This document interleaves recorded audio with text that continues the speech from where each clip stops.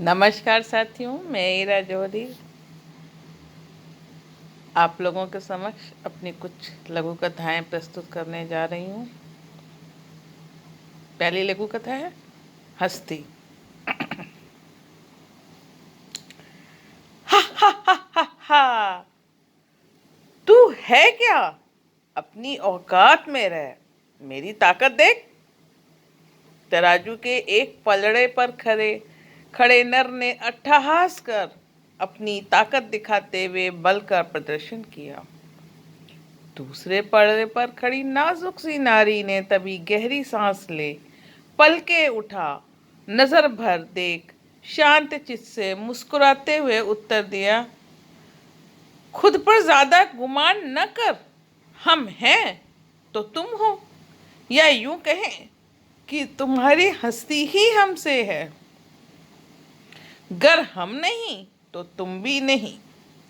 तभी बीच की कमानी ने दोनों पलड़ों को बराबरी पर रखते हुए कहा, तुम दोनों ही किसी भुलावे में न रहना।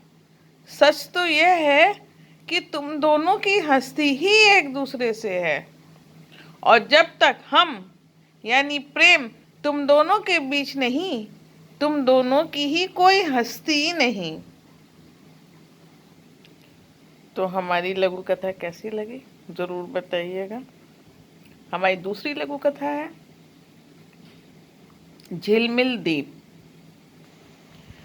बड़े दिनों बाद बाहर निकलने पर सामने घर में जगमगाती रोशनी देख वो पूछ बैठे, किसी की शादी है क्या?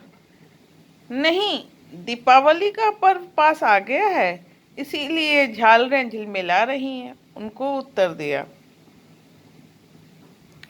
दरअसल वृद्धावस्था के कारण बढ़ती अशक्तता, तिस पर अचानक ही पड़ी मस्तिष्क पर मधुमेह की चोट के दंश से जैसे तैसे कुशल चिकित्सकों ने ईश्वरीय शक्ति के सहयोग से उबार कर स्वस्थ तो कर दिया था, पर अब वो अपने बहुत से कार्य करने में असमर्थ होने के कारण अक्सर ही उदास हो जाया करते थे।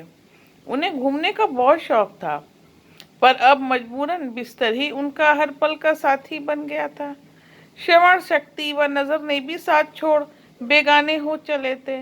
ऐसे में जब उन्हें उनके अपने पहिए वाली कुर्सी पर बैठाकर घर के आसपास की दीपावली की रोशनी दिखाने ले चले, उनकी बुझती आंखों के दीप झिलमिल दीप अनायास ही जगमगा उठे। और अब हमारी तीसरी लघु कथा है भूख। अरे रे रे रे, क्या कर रहे हो यार? तुम और इन भिखमंगों को भोजन बांट रहे हो? तुम तो कहते थे कि इनको यूं बैठे ठाले पेट भराने से ये आलसी और निकम्मे हो जाएंगे। इन्हें भोजन की नहीं बल्कि रोजगार की जरूरत है। आज तुम्हारे विचार बदल गए? न मैं बदला और न ही मेरे विचार बदले। बस जरा एक बार तुम मेरे नजरिए से देखोगे तो तुम्हारी सोच बदल जाएगी। देखो, ये भूख के मारे अभी इस हालत में ही नहीं है कि कुछ भी सही सोच सके। पेट भरने के बाद ही जब इनकी अन्य आवश्यकताएं सिर उठाएंगी, तब ये उनकी पूर्ति के लिए कुछ अच्छा सोच सकेंगे। अच्छा जीवन जीने के लिए भरपेट भोजन के अलावा भी बहुत कुछ चाहिए होता है, और हर व्यक्ति को मानसिक शांति उसके सामर्थ्य के अनुसार ही मिलती है। याद रखो, भूख सिर्फ शारीरिक ही नहीं बल्कि मानसिक भी होती है। अभी मैं इन्हें अपनी सामर्थ्यानुसार भोजन करा रहा हूँ। पेट भरने के बाद जब अन्य आवश्यकताएं सर उठाएंगी, ये स्वयं ही अपनी आवश्यकताओं की पूर्ति के लिए कर्म की ओर अग्रसर होंगे। धन्यवाद हमारी तीनों लघु कथाएं सुनने के लिए, और अग्रिम धन्यवाद पसंद करने और लाइक शेयर करने के लिए, और हमारे चैनल यानी ईरा जौहरी को सब्सक्राइब भी करिएगा। एक बार फिर से पूरा वीडियो देखने के लिए धन्यवाद। और मैं हूँ आपकी ही ईरा जौहरी।